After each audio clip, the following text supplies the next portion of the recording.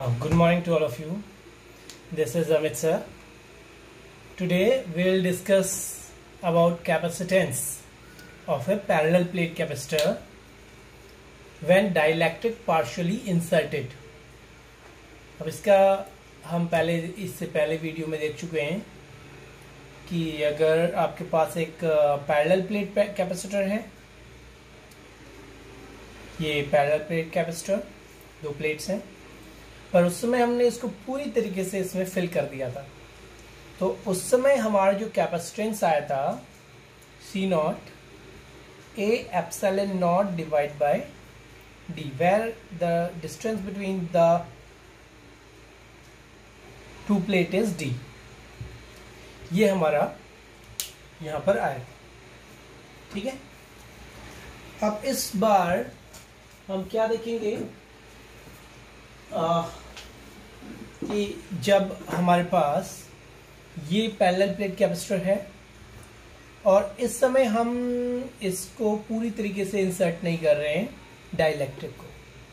Dielectric को partially insert करते हैं। मान लीजिए मैं बना देता हूं ऐसे ऐसे, तो 3D में बनाता हूं ताकि आपको थोड़ा अच्छी तरीके से समझ में आ जाए।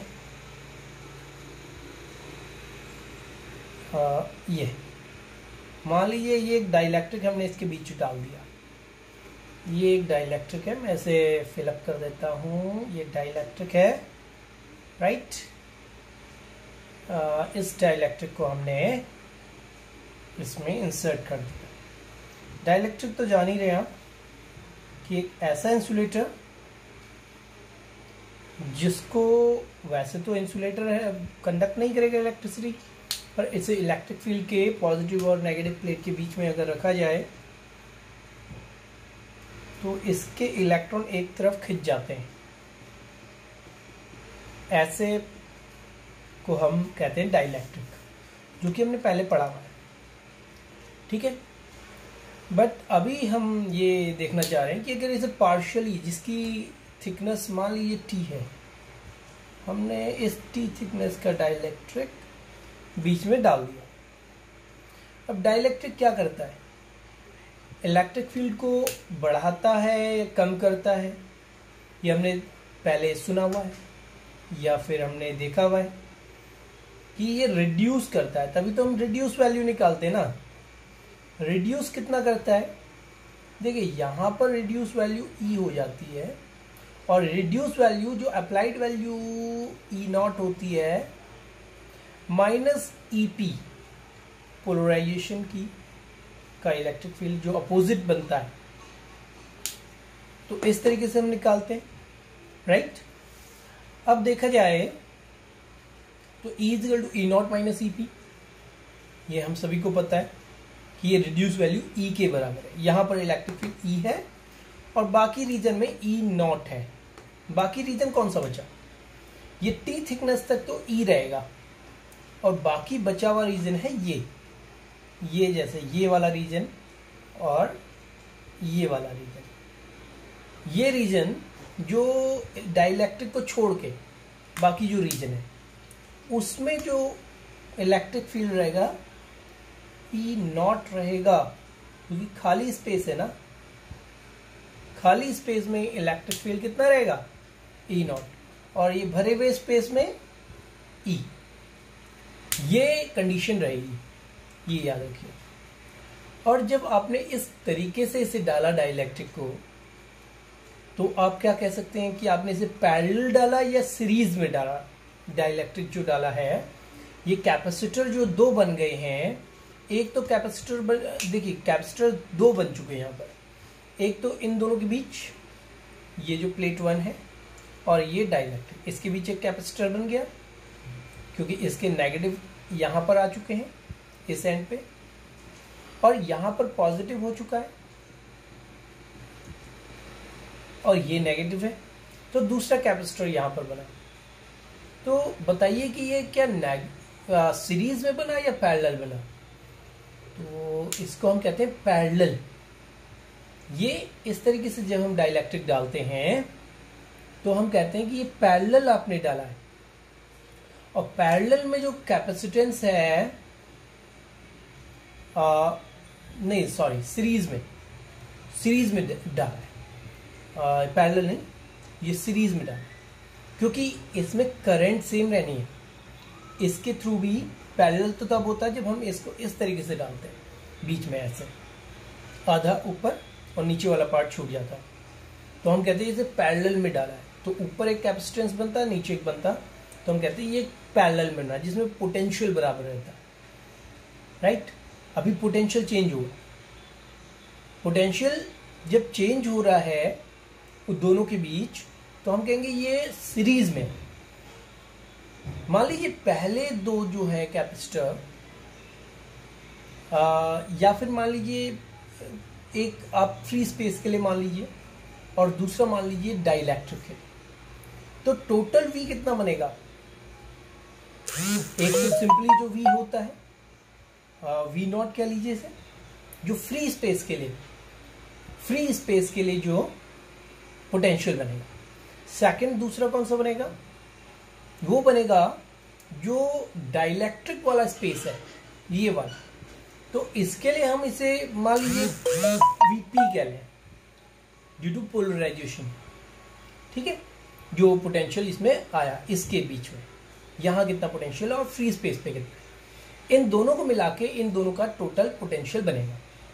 This plus this means free space plus this one space. तो ये टोटल पोटेंशियल इसका इस तरीके से निकाला जा सकता है।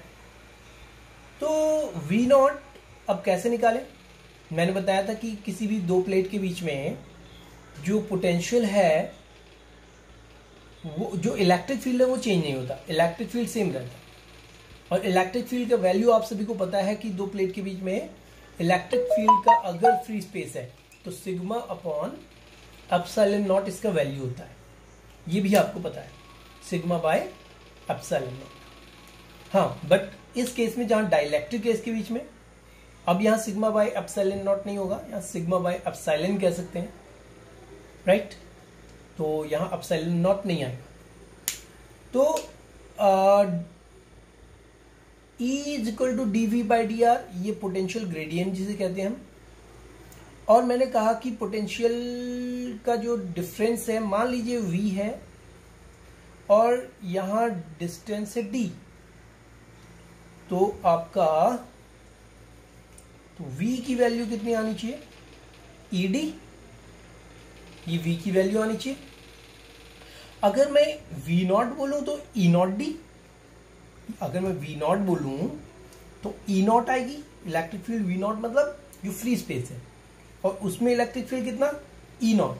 और वो डिस्टेंस कितनी है जहां पर फ्री स्पेस है, ये देख लें, D तो टोटल डिस्टेंस है और बीच में T थिकनेस का डाइलेक्ट्रिक आ गया, तो D minus T, this is the free space I think, ठीक है। तो V नॉट कितना रहेगा?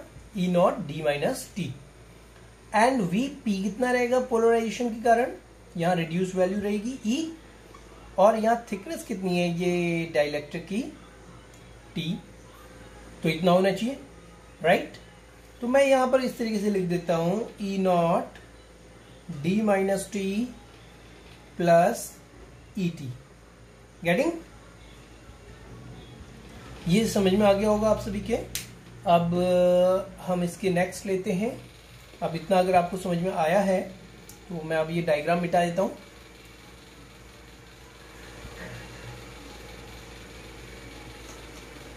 आपको इससे देखना है तो आप रिवर्स करके देख सकते हैं। अब देखिए क्या होगा, आपको डाइलेक्ट्रिक कांस्टेंट K पता है कितना होता है? Applied value divide by reduce value E naught upon E। तो E की वैल्यू क्या आ जाएगी बताइए? That is E naught by K, right.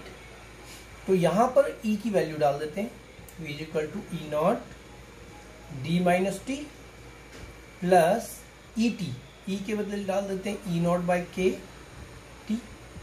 तो V की वैल्यू कितनी हो गई? E नॉट कॉमन ले लीजिए, D minus T plus T by K, right, okay.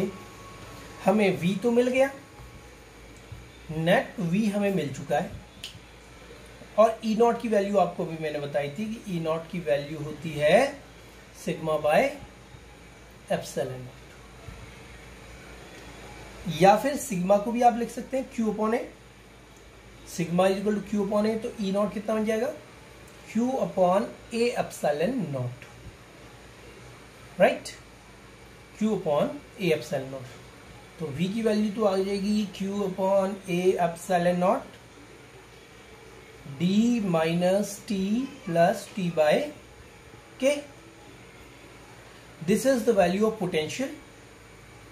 तो कैपेसिटेंस कितना हो जाएगा, हम ये तो जानना चाह रहे हैं कि कैपेसिटेंस कितना हो जाएगा, Q C is equal to Q upon Q is equal to CV, तो C is equal to Q upon V, ये हो जाता है ना। तो Q डिवाइडेड बाय, ये V की वैल्यू यहां से ले लो इक्वेशन 1 से, तो Q upon A epsilon naught D minus T plus T by K, Q से Q कैंसिल कर लीजिए, तो आपकी C की वैल्यू कितनी आ गई बताइए। तो देखते हैं C की वैल्यू कितनी आई। C की वैल्यू आई A epsilon naught upon D minus T plus T by K, this is the value of capacitance.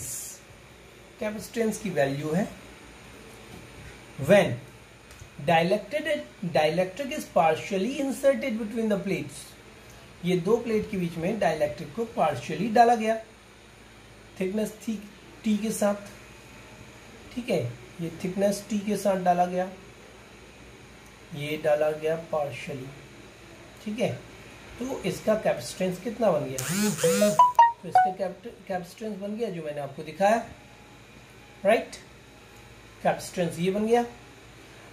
अब देखिए इसका वो केस तो हम पहले ही पढ़ चुके हैं कि जब यहाँ पूरा डाइलेक्ट्रिक डाला होता, हमने कंप्लीटली इसे फिल कर दिया होता, तो याद कीजिए कि C कितना आया था, K A epsilon naught by D आया था ना, याद कीजिए।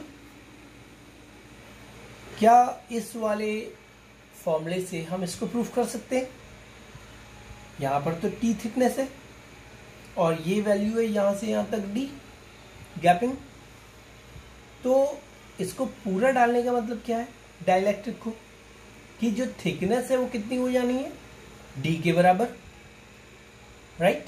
तो T को D ही मान लीजिए, T is equal to D, तो देखें T is equal to D करके put T is equal to D, right. तो ये वैल्यू आती है या नहीं आती, देखें A epsilon naught upon D minus D plus D by K, D से D कटा, C is equal to K A epsilon naught by D, verified, मतलब कि वेरीफाई भी हो गया कि हम सही जा रहे हैं, हमने सही फॉर्मूला निकाला है, राइट।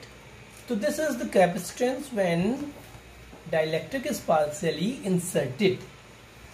अब एक डाइलेक्ट्रिक को न डाल के कंडक्टिंग मटीरियल पार्शियली इंसर्टेड, क्या मतलब हुआ, ये था आपके पास दो प्लेट्स, इसके बीचों बीच आपने क्या डाल दिया, आपने कंडक्टिंग मटेरियल डाल दिया। कंडक्टिंग मटेरियल जान रहे हैं कि कंडक्टिंग मटेरियल किसे कहेंगे, जैसे ये एक आयरन का बना हुआ है ब्लॉक, ये मान लीजिए ये ब्लॉक आयरन का है, तो कंडक्टर हो गया ना, ये ब्लॉक एक कंडक्टर ना भैया। तो मान लीजिए ऐसे केस में आप T थिकनेस का कंडक्टिंग मटेरियल डाल देते तो क्या केस होता, उस समय क्या आंसर यही आता, आंसर है नहीं। क्यों, इस समय जो electric field inside the conductor होता है वो कितना होता है बताइए, 0।